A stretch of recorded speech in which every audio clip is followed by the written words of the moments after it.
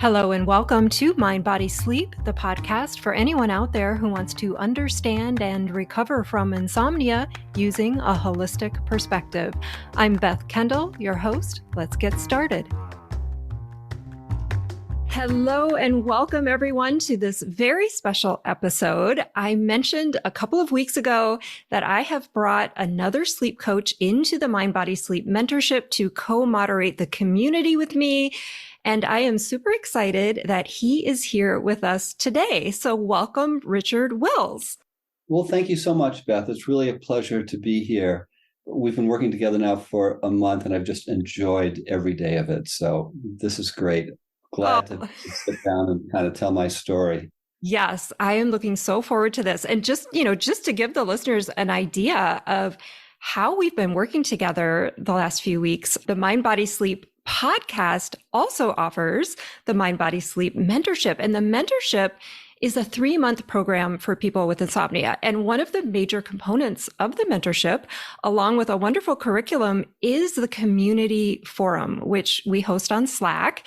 And in that forum, you can ask questions whenever you want, Monday through Friday. And Richard and I are in there helping and coaching. And I have heard from so many of the students how helpful this has been, because some people use the community daily. Some people only check in when they want a little bit of support. And there's really no right or wrong way to use it, but it is so helpful to know when you're going through this, that there is somewhere you can go where people understand, and we have been through it ourselves, and you can get help right away. So Richard, it has been just so lovely having your presence in there, because I learn a lot from you as I do from all the students, but it's just been such a nice vibe.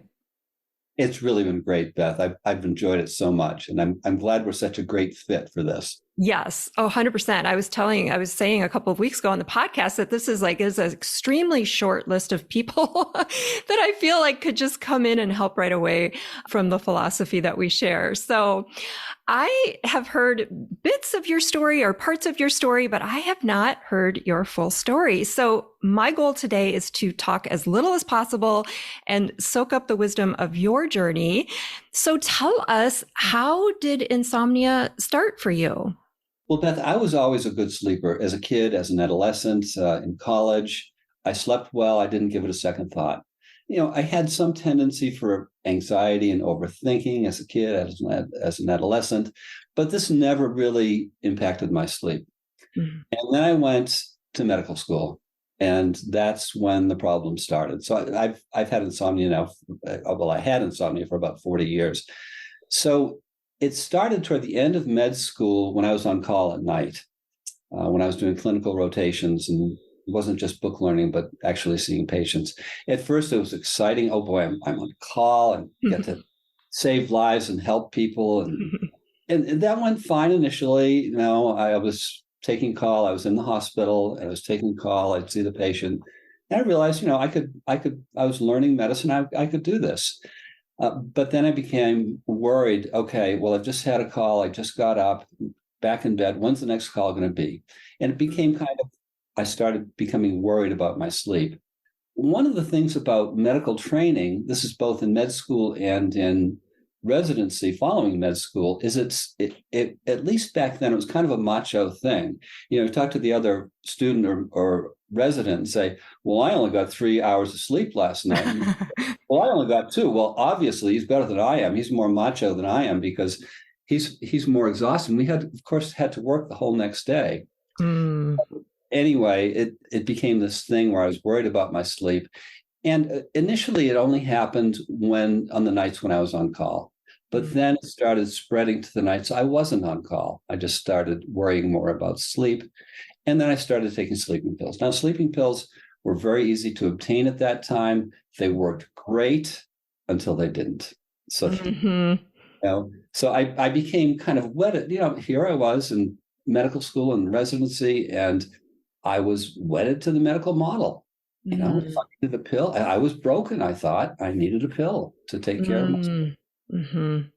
So then when I finished med school and finished my residency training, this was in internal medicine, I was in practice. I was in a medical practice. And call continued when I was in my practice. The thing is, it was actually worse because when I was a student and in training, I was on call in the hospital. So if I had to see a patient, I'd walk down the hall, see the patient, go back to the on-call room, go back to sleep. Now I was at home, and if I got a call, probably 80% of the calls were just handle it over the phone, but about 20% I have to actually go into the hospital. And that was hell for me. I just hated that. And I would almost never get back to sleep after I got back home. Mm-hmm. So this continued for about 20 years with that kind of call situation. At that point, I had a different practice, a different job where I almost never had to, I was occasionally called at night. I almost never had to go into the hospital. But the kind of the problem was set, and I continued having insomnia. Sometimes it was initial insomnia where I'd have trouble falling asleep. Other times it was maintenance insomnia where I'd wake up early and couldn't get back to sleep. The way it evolved was more in the direction of maintenance insomnia. So I was able to get to sleep okay, but then I'd wake up at 3, 4 o'clock in the morning and often wasn't able to get back to sleep. So I tried to get off sleeping pills. I kind of went on and off them for a while. And then I, of course, went on the internet and Googled all this stuff and tried various sleep efforts. I was on different pills and potions and books, and read books and articles, and had blackout curtains and rituals and earplugs and lockdown rituals and sleep diaries and sleep trackers and gizmos and relaxation recordings. Mm-hmm. Exercise, just the whole bit of things. That went to got some psychotherapy for insomnia, but the therapists unfortunately really didn't have a clue. Now, I also tried meditation. That seemed to help marginally. It kind of calmed down the worry and anxiety I had about sleep. But unfortunately, I kind of used it as a sleep tool. Okay, this is going to be my more touchy-feely, healthy version of a sleeping pill. So rather than doing it because of something I enjoyed that helped me have a better life, I viewed it as a sleep effort. Mm-hmm. So basically, nothing worked because these were all sleep efforts. They are all attempts to monitor and control my sleep. And this is always counterproductive. This never works. Yeah. So going along, about 12 years ago, I was diagnosed with mild to moderate sleep apnea.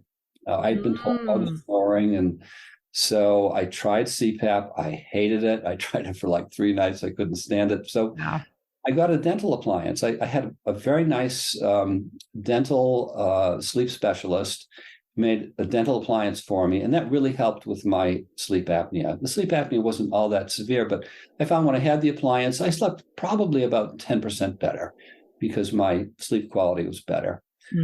I had high hopes that this would cure my sleep problems. It didn't. It didn't.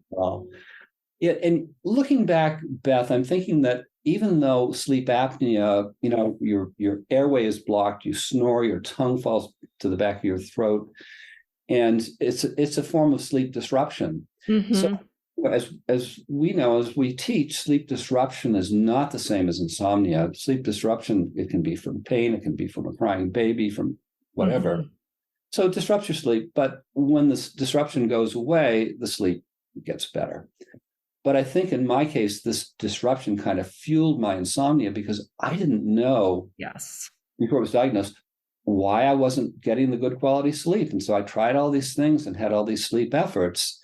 And so I think disruption kind of led into fueling my insomnia. Yeah. So I did, along all this time, I did a lot of research and reading and so forth. And most of the solutions I found online and in books really focused on sleep hygiene. And this just never worked for me. Yep. So then I discovered CBT-I, cognitive behavioral treatment of insomnia. And this is so hyped and touted by mainstream medicine and mainstream psychotherapy that I thought, well, this has got to be the answer. Yep. And I thought, there was nothing else that it said, well, this is just as good as sleeping pills. So I tried, I think it was 3 different CBT-I programs. These are all online. One was with Greg Jacobs. Another was a program called Shut-Eye. Another was with Martin Reed. And I tried all of them. maybe a little marginal improvement initially. I think probably because I thought, well, this is gonna help. I don't have to worry about sleep. I can let go of efforts because these procedures, sleep restriction and so forth, are going to take care of it. Well, they really didn't work in the long run. And in fact, I'm thinking they kind of made my sleep worse because it made me more focused on it. I had sleep diaries and was just more focused on it. Martin was more helpful than the others, I think, but it didn't do it for me. So, here I was. I felt at this point, I felt like a real failure. I tried the gold standard 3 times and it didn't work. My God. So anyway, so that's kind of everything I did up until the point where I found something that did start to make a difference. Yeah. I started to get on a better path to recovery. And this is when I discovered Daniel Erickson at the Sleep Coach School. This is really the first thing that helped. And I really had kind of a breakthrough with Daniel a couple of years ago, 2 to 3 years ago. I did his bedtime program. This is a text-based program that he has online where I would write in with questions and concerns, and he would write back. So it was text-based. Yeah. And Daniel has, as you know, Beth, has this approach called NADO, not attached to the outset, to the outcome mindset. And, I watched a lot of videos that Daniel had, and I kind of got it. But finally, at some point during this program I was doing, the bedtime program, I finally kind of got it. I found that I could let go of this worry simply by saying, oh, well, or whatever, and giving a little shrug and a little smile. Yeah. And it's like such a simple thing, but finally I kind of got it. It was really a mindset shift. Yes, so much. And just to give the listeners too, this is how Richard and I actually met, was in Daniel Erickson's community. We both went through his sleep coach certification, which was amazing. And that's how our paths crossed. And, I'm just so interested. It's just so interesting to hear your thoughts on this, Richard, for a couple of reasons. I mean, first of all, just that our paths were very similar in that you going through your residency was a bit like me being on call as a flight attendant for so many years. Wow. And just that, if there's just the hypervigilance that starts to develop when you're just, you're always kind of waiting, when am I going to get called? And then, having to sort of sleep at odd times and then wind down after. For you, it was like having to get up and, not work with that just through a phone call or whatever. I could so relate to that. And what I think is also so interesting is that you now are sort of kind of straddling these two worlds, these two paradigms, the medical world, because I know you're semi-retired right now, and also this emerging paradigm on how to view insomnia. And I just think that is so fascinating. And also just your journey through CBT-I and the gold standard and all of the emotions and feelings that come with that. Like, oh, I'm doing this and it's just got, all this clinical research behind it. But it's not working, and what's wrong with me and all of that. And then you found Daniel and NADO and not attaching to the outcome, and this, you got it. So tell us more about this path of you got it, you understood in responding with that indifference. I'd love to hear more about that. Yeah. It's funny. One of the things I did when I was realizing just this kind of what you call is kind of cultivating indifference by saying whatever. Yeah. And finally getting that. But I would then kind of forget, oh, gee, it's been a week and I forget this little shrug, this kind of little indifference. What can I do to remember it? So I put up a little sticky and so forth, but that didn't help. So I looked at my bookcase. I had the book, the novel, you perhaps heard of it, Atlas Shrugged. I took the novel out and I took a sticky and I wrote my name on it and I put the sticky over the word Atlas. So then it said, Richard Shrugged. So that was on my night table for about a month. So I'm always reminded of this. Okay, remember, Richard, to shrug. So that really just kind of helped me. And then I put it away. And then every now and then I would just kind of get it out to remind myself for a few days if I'd forget. But this shrugging was so helpful. In fact, Daniel, he hasn't interviewed me yet. He's going to on his channel, but he discussed an email I sent him had an episode in my email in which I talked about this, and I found this really so helpful. Oh, yeah. I think you just kind of got to find what resonates for you. And for you, it's like getting the Atlas Shrugged book and covering up, Atlas. And Right. I love that. You always have these wonderful analogies, which are so amazing. And, when you were going through bedtime, was Daniel your coach Yes. or, Yeah. yeah. I was coaching in the app for a while and. Hey, this was early on when Daniel was the only coach for bedtime. Okay. Yeah. Brought other people in. Yeah. Yeah. So Yes. Yes. yeah. So Beth, that was a real turnaround for me. Mhm. I was definitely better at that point. So it was helpful, but I was still struggling. I was off meds by then, about a year and a half ago, and it felt really good to get off meds. And the cool thing about being off meds was I realized, oh, I can sleep without meds. My God. And that was just such an experiential revelation that, yeah, I kind of knew in principle that we don't need medication to sleep, but Mhm. I knew it experientially in my own body. Mhm. Then my next step was that I started doing coaching with Michelle at the Sleep Coach School. So Michelle is, you interviewed her, Mhm. and Michelle is associated with Daniel. And I just felt, well, okay, I'm getting there, but I kind of need more. So I did coaching with Michelle, and she was wonderful. Now, the difference was with Daniel. Number one, Daniel has not had problems with insomnia. And number two, it was text based. Mhm. So Michelle, it was live in person, Zoom, with somebody who had the same knowledge base as Daniel, but she's been there before.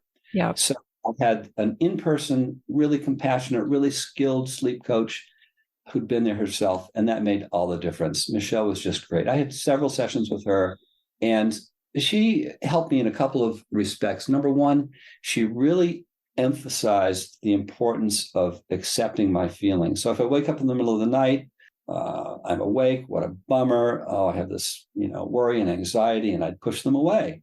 And this, I kind of knew this in theory that I shouldn't do this, but this was such a long-standing, ingrained habit that it really took somebody kind of recognizing this and reminding myself that I was doing this. So that was major, that I was able to stop pushing feelings away. Mhm. Yeah. Another thing that really I finally got the knack of was befriending wakefulness. So the way I had tried to befriend wakefulness before was, okay, I'm awake. Oh, that's fine. That's wonderful. It doesn't bother me at all. But it was kind of just words, and I wasn't really actually doing something to enjoy myself when I was awake at night. Mhm. So with Michelle, got the accepting piece. So I would be with the feelings maybe for 5 or 10 minutes when I'd wake up and not be feeling great. But then to befriend the wakefulness, my answer was Seinfeld. I would get up and watch Seinfeld, and that would make such a difference because you can't watch Seinfeld without laughing and just get your worries. And so You and that, Michelle have Seinfeld in common because oh, I we did. know. Yeah, right. Because for the listeners, there's a wonderful interview I did with Michelle. It's called "The Lighter Side of Insomnia." I can't remember what number it is, but she talks about Seinfeld as well. So you guys have that in common. You do, definitely. Yeah. And the key thing, the way I kind of processed this was I'm not using Seinfeld as a sleeping pill replacement. I'm not using it as a way to get back to sleep. I'm using it because I enjoy it.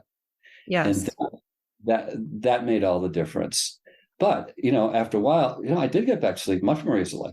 And then I didn't have to use Seinfeld, but I had kind of reprogrammed my brain to befriend wakefulness. And that made such a big difference. Hmm. Yeah. And, this is a huge concept, I think, in the recovery process. And in that process for you, tell us more about that, because I think this is where it can feel a little bit like, well, how do you do that? And for you, it's like, well, I'm going to watch Seinfeld and give this a try. And that ended up like sort of being lighter and you noticed like you did feel different and there was a different relationship with wakefulness happening. But did it take a little bit of working into that? Or how was that process for you in your mind of befriending wakefulness? Well, I think because I was already kind of along that path of improving my sleep Mm-hmm. before I did coaching with Michelle, I was already partway there. Uh, Mm-hmm. so so that helped, but I did other things as well. For example, I would get up sometimes at night. I live in a suburb of Denver, so I kind of get up if I wake up at night, go out and just kind of go out on my driveway just with my bathrobe on, look up at the sky and look and think, okay, so my insomnia is just this little, I'd make a little circle with my thumb and index finger and look at a couple stars. That's where my insomnia lives, right up there. The rest of the sky is just wide open. This is life. This is Mm-hmm. my life. Insomnia is just a little part of it. So that's one of the ways I befriended wakefulness. Another thing that I did was I would listen to music sometimes. I happened to listen to The Lion Sleeps Tonight, and then I would go out and I would be reminded of that song, and I would think, yeah, that's really the way it is. The lion sleeps tonight. Well, the lion, that's the threat, that's the danger. Ah, This, yes. this is the perceived threat of wakefulness. But the Yes. lion's asleep. He's not a danger anymore. So I would just Yes. kind of, sometimes I'd even sing it out loud. Da, da, da, da, da, da, da, da, the lion sleeps tonight. So, so it's just the kind of these different kind of fun hacks that I came up with to help me befriend wakefulness and kind of get out of this insomnia Battle, right? The battle with the battle. Yeah, lion. struggle with Yeah. insomnia. Yeah, Yes, yes. I think it's just so interesting. It's a shift in the whole relationship with wakefulness. definitely. Yeah. Yeah. And I think sometimes these shifts come incrementally. I mean, everyone is different. Sometimes people have like, oh, and they're able to make that leap. And sometimes it's very incremental. And either way is just fine. Yeah. Yeah.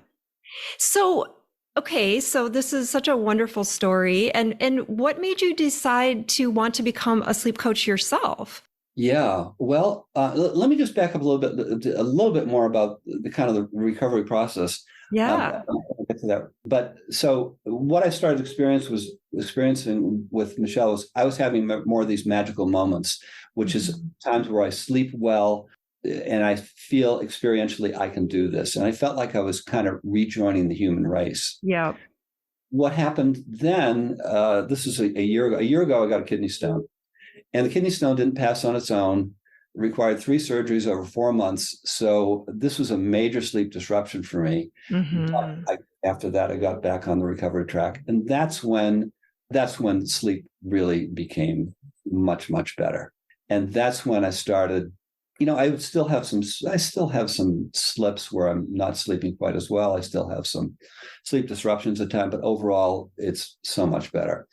And at that time, um, Daniel mentioned that he was taking students for his sleep coach training, and Daniel and Michelle both teach in this. And I decided last February, well, I would do this. So this just felt like a really good fit because I like both Daniel and Michelle, and I like their philosophy and so forth. And so I did the 3 month training here. The reason I wanted to be a sleep coach is I wanted to share this journey with other people. I had taken this journey. I thought that I was never going to sleep well. And I found that I could actually. And so I just wanted to share this with other people. I love the training. I especially love the tons of practical experience I got because we had Zoom sessions, we had the Slack channel, text based, and I did a ton of coaching as a coach in training. And that was just so great because it wasn't just, knowing theoretically how to coach, but it was just hands-on experience. And I'm so glad that they offered that. And so that was just great. And then when I finished that, I knew, well, I really want to do this. And I started creating a website and so forth. And, as you mentioned, you and I had met online last spring. And then you contacted me a couple of months ago asking me to join. And I thought, well, this would be another perfect fit. Mm-hmm. Same view of insomnia, what causes it, how to put it behind us. When you showed me your online course, I was just flabbergasted because you just have a fabulous online course, and this is such a benefit for our clients. So I've really loved working with you, and this is just working out great. Yes. Oh, thank you so much for that. That means a lot coming from you.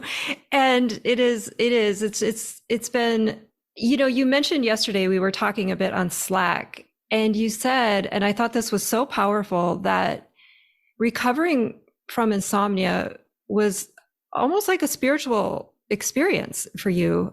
And I would love to hear, what some of the silver linings that have come with insomnia, if you care to Right. Yeah. share. Sure. Well, so I think the first thing is learning how to deal with emotions in other areas of my life. Okay. Mm, If I'm feeling, some anxiety or worry or doing rumination, just learning how to feel my feelings and then shrug them off and say, oh, whatever. Okay. It's this cultivation of indifference and not being caught up in these feelings and struggling with them. So this just has so much wider application than just sleep. And yes. I would never have known this if I hadn't done the insomnia recovery journey. The other thing is that I really enjoy this kind of coaching, and I don't know if I ever would have come to this or enjoyed it so much if I hadn't had problems with insomnia myself. So yeah, this, as I said in the text to you yesterday, I mean, this is really deeply meaningful for me. It's not just a way of making a living. It's really a way of helping people heal and get their lives back. And it's just been great. Yeah. Yeah. I just get the goosebumps on this because I feel so similarly. Insomnia just becomes the catalyst for something so much bigger than recovering from insomnia. It's it is a pivotal moment in life, and it's hard to believe when you're really in it and you're in the thick of it that there could be anything that you would be like, you would have gratitude almost for having gone through it. And but when you get to the other side, you kind of let go of all the pain and hold on to the learnings of it. And it is significant, it's very significant. Definitely. Yeah. Yeah. Yeah. Yeah. Well, this was just so wonderful, Richard, and everything you said just so beautifully. And I can't thank you enough for being here. And for anyone out there, going through insomnia right now, we invite you to join us in the mentorship, because I really think that if the two of us with 40 years, both of us, after that long with insomnia, I think anyone can get beyond insomnia. Right. If we can do it, Beth, anyone can. Absolutely. Absolutely. So this is the Mind, Body, Sleep podcast. Thank you so much for being here, and we'll see you next time. Thanks, Beth. See you later. Bye. Bye. Thanks for being here today. If you love what you heard on today's episode, don't forget to hit the like button and subscribe to the podcast. And if you need more support with your sleep, join me in the Mind, Body, Sleep Mentorship. This 3-month one-on-one program will transform your relationship with sleep so you can get back to living the life that you love, free from the fear of not sleeping. Head on over to bethkendall.com for more details. I'll see you next time.